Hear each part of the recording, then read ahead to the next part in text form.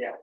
I think we'll open the floor to questions now for our groups. We'll try to kind of field those questions in the room about anything you thought today from our studies.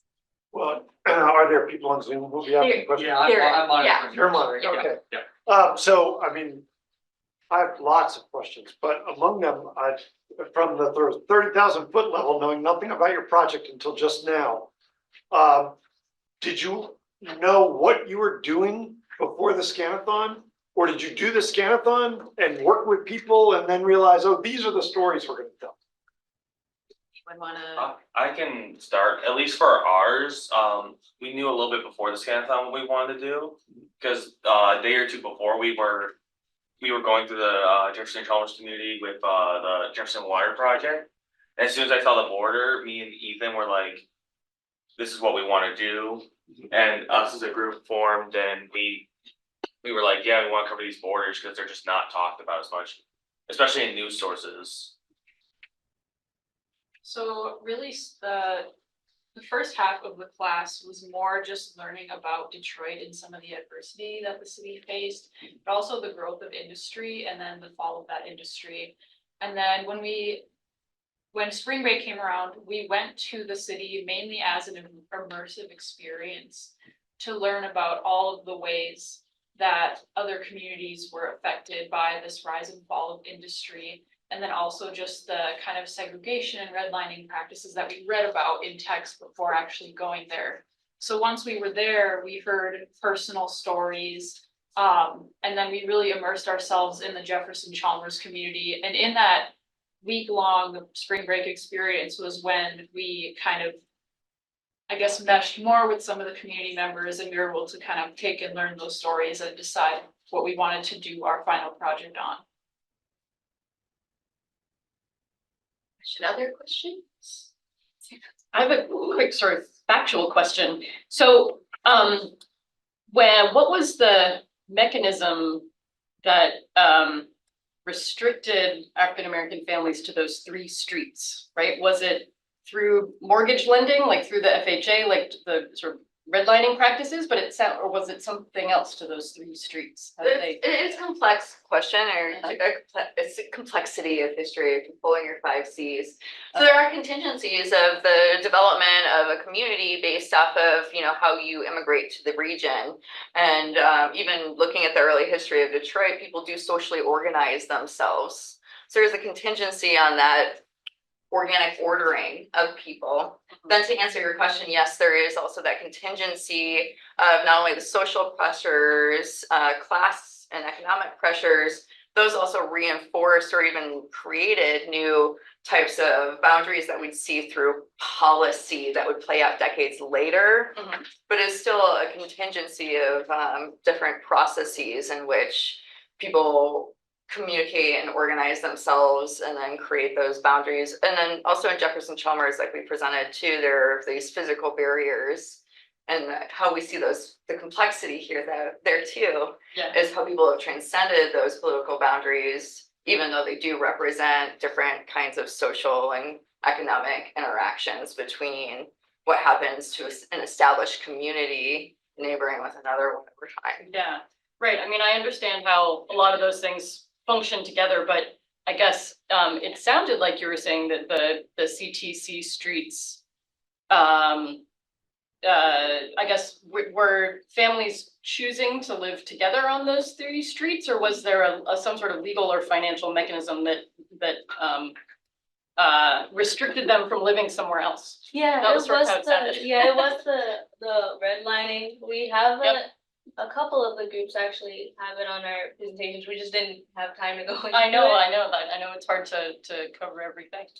But this map kind of shows, so this is the Jefferson Chalmers community, and the red areas are red lines. So they were labeled as slums, and and those are the CTC streets. So those were the streets because of the way they were indicated on the redlining maps as the only place they could get loans to buy. Yes. And then also like over in that area, you see it's all red too. And that's your bottom. Thank you so much. Yeah. Okay. Other questions in the room for students? I'll ask another one. Of the barriers, some of them seem to be total barriers preventing all movement. Some seem to be just vehicular barriers where pedestrians could go through.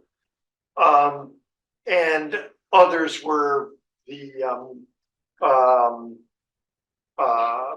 where the entire buildings were put in place, right? That were complete obstructions.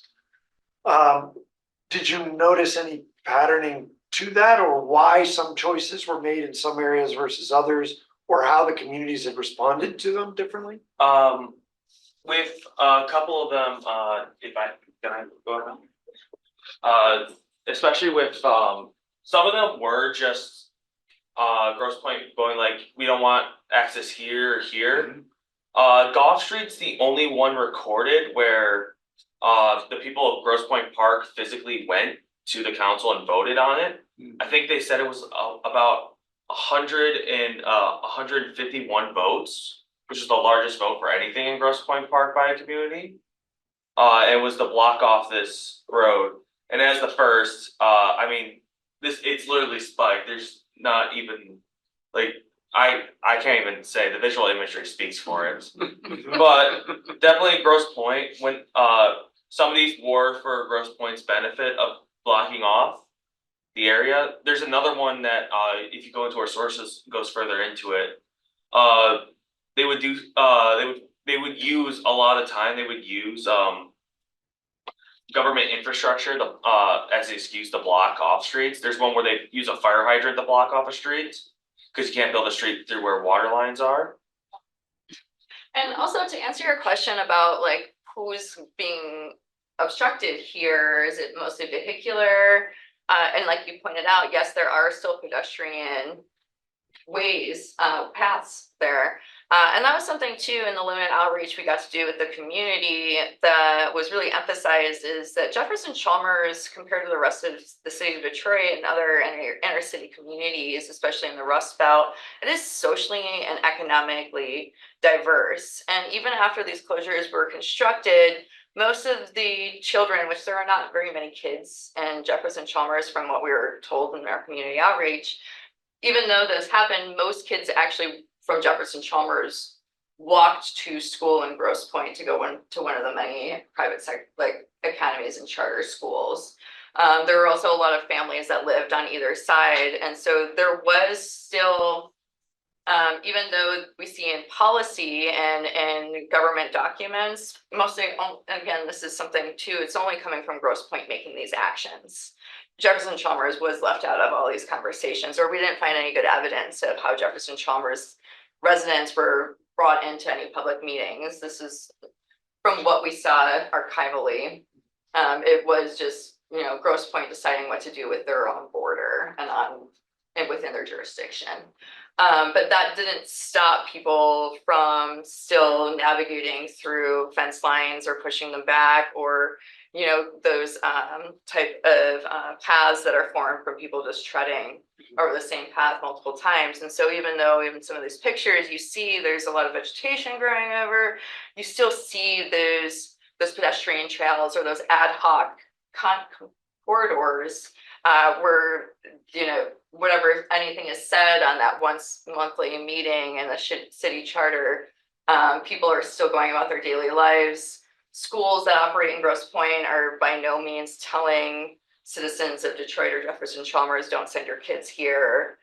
Families still maintain connections despite the fact that they just can still walk, or they just have to drive a few extra blocks to get around where what we see in policy is actually constructed. So there's a question. Yeah, I saw it. Do I just click view? Yep. It's on YouTube. Okay,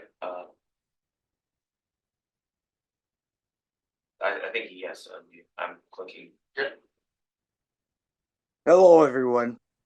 This is John Myers, and I want to thank you for doing this project. I'm truly moved. I lived through a lot of this history. I lived through not being able to go down Wimmo Point Drive into the parks there. I lived through Grosse Pointe closing up their parks in the 70s. And my question for you is, how has this affected your view on racial division and the conflicts all over the planet? Um, I'll at least say for us that that as someone who grew up in the area, I knew that at least in some areas that they don't like Detroit because of just borders and history of Detroit, especially during the 1960s. But I think the walls were just such a blatant like this is like it's a visual representation of at least a portion of Grosse Pointe's dislike for not all Grosse Pointers, but a certain amount of Grosse Pointers to where this could be built and was allowed in by the state at the time. Yeah, I guess, I also just didn't realize that the lengths that which like municipalities and policies were created and physical borders were made to keep segregation alive even after it was, legally okay. I grew up here in the UP where you can only read about stuff like that, but taking this opportunity to actually go into some of these communities and hear from the people who experienced it and see the evidence of segregation and how extreme it was really eye-opening personally. For me, it made me think about how people who are not directly negatively impacted by these changes might not see it as like a bad thing. So like, for instance, with Black Bottom, a lot of people are like, oh, it's urban renewal, like they're revitalizing the community, but the people who are directly removed from that area are like, no, like this is clearly a horrible thing.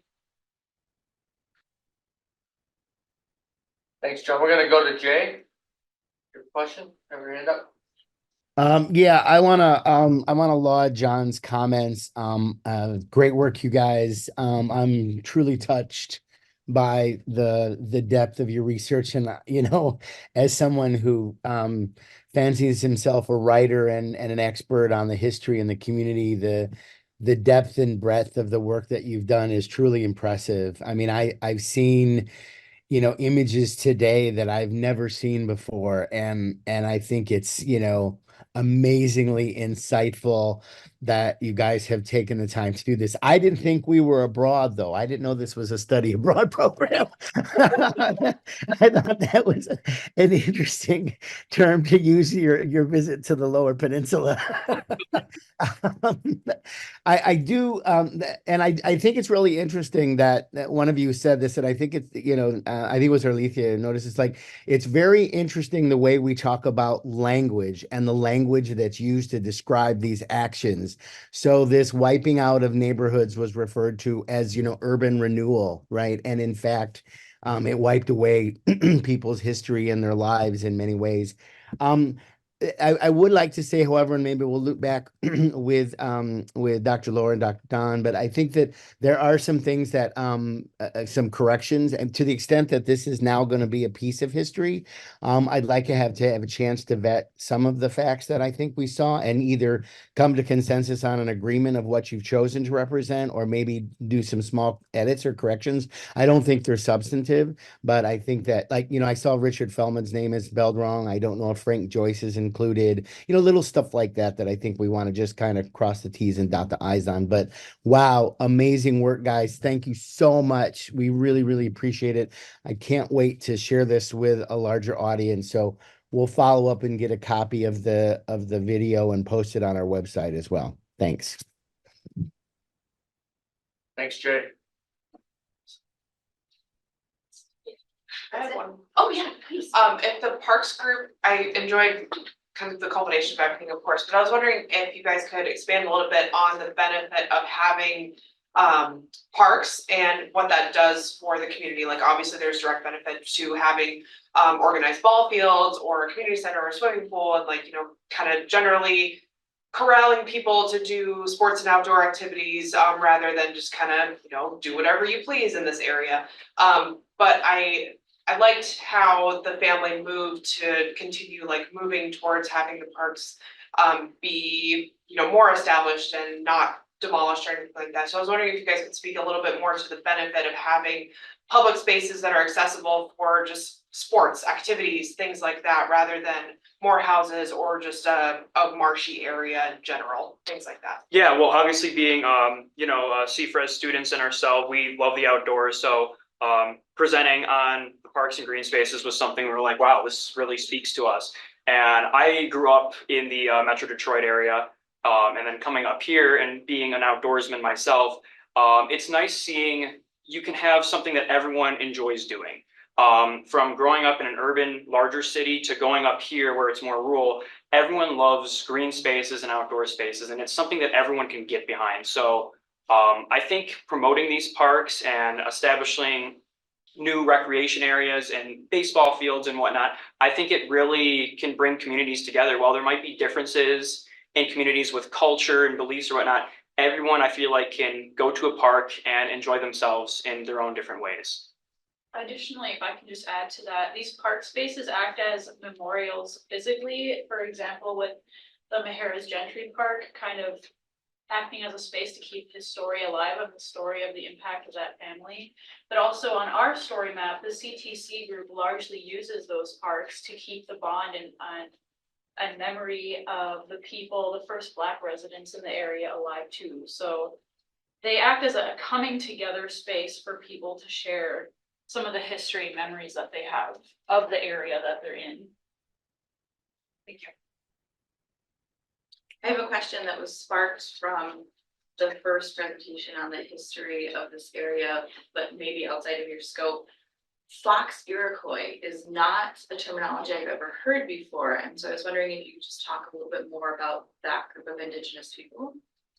Yeah, we learned about that group from the Grosse Pointe Historical Society, in their documents. They noted those Indigenous people who were there as Fox Iroquois. So really, the reason why we mention that is because we recognize that, Europeans and the French, while the area is named the Grand Marais, they weren't the first people there. So we wanted to just include a little bit on that in our presentation to show that we recognize that Native Americans were the first people that claimed the land, even though the majority of our presentation is talking about white Americans and Black Americans. Native Americans were the first people there. To further go in on that, if I know Jay and his group, they have a lot more they know about it than us, including battles and between Fort Detroit and Indigenous people who live there. So if you want to know more, definitely talk to Jay and his group about that. Just a clarification, when you talk about Fox Iroquois, is this a reference to the Fox tribe, or is it simply a reference to Fox Creek? Yeah. And these would be the Fox Creek Iroquois. That's what. Okay, that makes sense.